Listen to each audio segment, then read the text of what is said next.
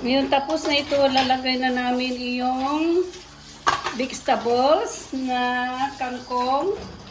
Ayan, oh, itong laing namin guys.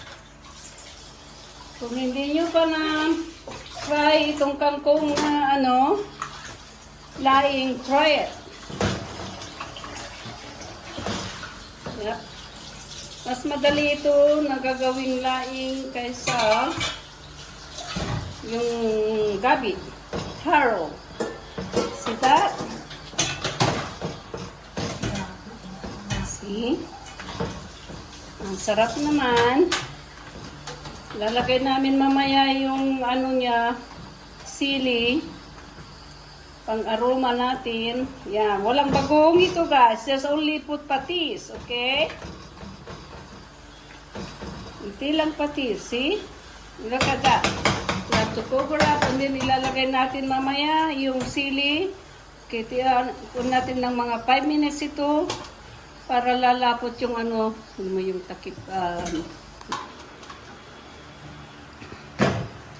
Okay. Medyo kulang ng salt niya. So ito, i-garnish ko ito ng Johnny seasoning lang, okay? So ito, pula-pula din ng konti.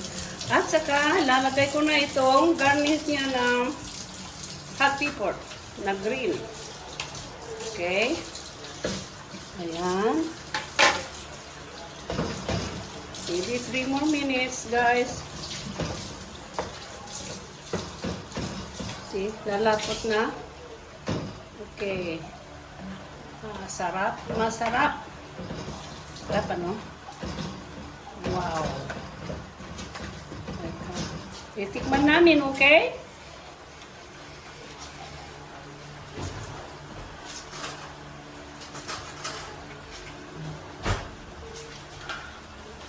Tingnan man natin kung ano ang lasa ng niluto natin.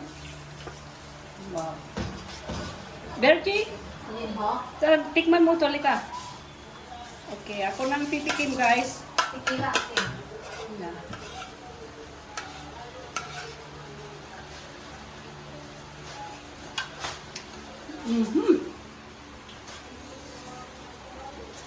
So hot, number 1. Very good. That's it, guys. Anyway, thank you so much, guys. Just watch this vlog from us, okay? This is a homemade laing, guys. Thank you so much for watching. Okay?